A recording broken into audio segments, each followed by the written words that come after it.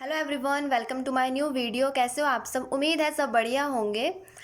जब भी हम प्रिपरेशन करते हैं तो सभी के माइंड में ये क्वेश्चन आता है कि क्या हमें टाइम टेबल बनाना चाहिए या फिर नहीं। क्योंकि जब हम अलग अलग सब्जेक्ट्स को पढ़ते हैं तो हमें समझ नहीं आता कि सबसे पहले किस सब्जेक्ट से स्टार्टिंग करें और किस सब्जेक्ट से एंडिंग करें। तो मैं बता दूं कि टाइम टेबल बनाने की कोई भी ज़रूरत नहीं है। क्योंकि टाइम टेबल में क्या है, जब आप एक फ़िक्स टाइम रख लेते हो कि अगर हाँ 1 घंटा आपने इस सब्जेक्ट को देना है, तो उसमें सारा ध्यान क्या है आपका सब्जेक्ट के ऊपर नहीं जाएगा, टाइमिंग पे होगा कि हाँ हमें 1 घंटे के बाद दूसरा सब्जेक्ट स्टार्ट करना होगा। तो उसमें आप जो भी पढ़ोगे वो तो समझ आएगा नहीं, क्योंकि सारे का सारा फोकस कहाँ पे होगा, टाइम पे। टाइम टेबल बनाने की कोई भी ज़रूरत नहीं है। आपको क्या करना है, आपको टू डू लिस्ट बनानी है। अब आप लिस्ट दो तरीक़ों से बना सकते हो। सबसे पहले जा तो आप टाइमिंग पे डिवाइड कर दो। और सोच रहे हो कि अभी तो मैंने मना किया है कि टाइम नहीं लिखना है, और अभी मैं बोल रही हूँ कि टाइमिंग पे डिवाइड कर दो। इस टाइम का मतलब है कि आप मॉर्निंग, आफ्टरनून, इवनिंग और नाइट में कौन कौन से सब्जेक्ट पढ़ोगे उस हिसाब से डिवाइड कर सकते हो। अब यहाँ टाइमिंग से मेरा मतलब क्या है, देखिए आप मॉर्निंग, आफ्टरनून, इवनिंग उस हिसाब से आप लिख सकते हो कि मॉर्निंग में हमें ये दो सब्जेक्ट कंप्लीट करने हैं या फिर ये दो सब्जेक्ट पढ़ने हैं। देन इवनिंग में ये करना है, नाइट में आपको लास्ट में जीए सेक्शन रखना है। इस हिसाब से आप प्रिपरेशन कर सकते हो। सेकेंडली आप इस तरीके से कर सकते हो कि आप लाइन वाइज लिख सकते हो कि जैसे आपको रीजनिंग का क्या करना है और क्वांट का क्या करना है, देन उसके बाद जीए सेक्शन का क्या करना है और इंग्लिश का क्या करना है। ठीक है, कि फॉर एग्जांपल आपने पहले लिख लिया कि रीजनिंग की हमें आज 4 पजल्स करनी है, देन उसके बाद क्विज लगाना है।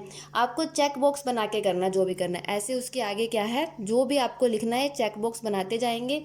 देन उसके बाद आपका जो भी काम होता जाएगा आप उसको टिक लगाते जाएंगे।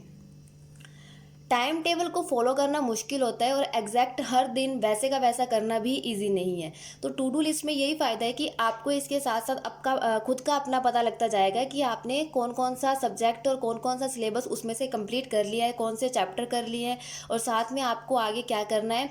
आपको उस चीज़ में भी ईजी रहेगा। और इसके बाद क्या है, जब आप मॉक लगाओगे तब भी आपको लिखना है कि स्पेशली एक चेक बना के कि 1 मॉक टेस्ट एनालिसिस करना है, तो वो भी साथ में लिखना है। इससे क्या है आपको इजी रहेगा कि हाँ मेरी टू डू लिस्ट में अब क्या बचा है और उसको किस तरीके से कंप्लीट करना है। ये थी छोटी सी वीडियो कि जिसमें मैं आपको क्लियर करना चाहती थी कि टाइम टेबल बनाने की कोई भी ज़रूरत नहीं है। टू डू लिस्ट बनाइए, डेली की डेली टू डू लिस्ट बनाओ, और उसमें आप डेली जितने भी चेक बॉक्स बनाओगे उनको टिक लगाओ कि आज हमने हाँ इतना किया है। अगर एक सब्जेक्ट रह गया है तो कल को उसे किस हिसाब से करना है कि वो एक सब्जेक्ट भी बचना नहीं चाहिए या फिर वो एक टॉपिक भी नहीं रहना चाहिए, सारे के सारे कंप्लीट करने हैं। उतना ही लिखना जितना आप कंप्लीट कर सको। ठीक है, इतनी ज़्यादा टू डू लिस्ट मत बना लेना कि वो आपसे कंप्लीट ही ना हो पाए। चाहे पहली बार में 4 लिखना, 5 लिखना, ताकि आप उसको कंप्लीट कर सको। और इसके लिए कोई भी ऐसा ज़रूरी नहीं है कि आपके पास स्पेशल डायरी होनी चाहिए।